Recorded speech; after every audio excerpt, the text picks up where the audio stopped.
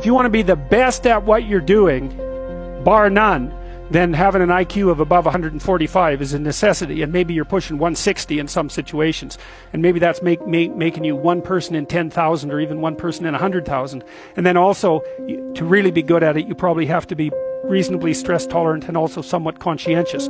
Why is it that smart people are at the top of dominance hierarchies? And the answer to that in part is because they get there first.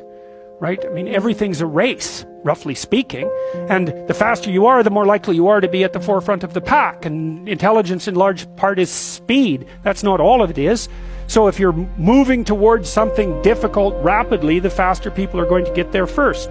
You're going to have to put some effort into your life, and you need to be motivated to do that. And so what are the potential sources of motivation? Well, you could think about them in the big five manner. You know, if you're extroverted, you want friends. If you're agreeable, you want an intimate relationship. If you're disagreeable, you want to win competitions. If you're open, you want to engage in creative activity.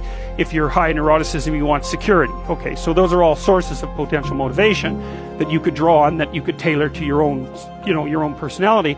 But then there are dimensions that you want to consider your life across. And so we ask people about, well, if you could have your life the way you wanted it in 3 to 5 years, if you were taking care of yourself properly, what would you want from your friendships? What would you want from your intimate relationship? How would you like to structure your family? What do you want for your career? Well, how are you going to use your time outside of your job?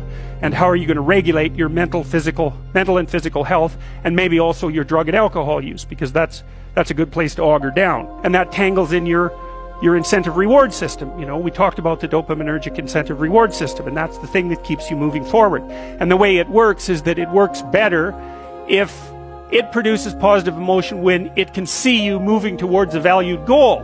Okay, well, what's the implication of that? Better have a valued goal, because otherwise you can't get any positive motivation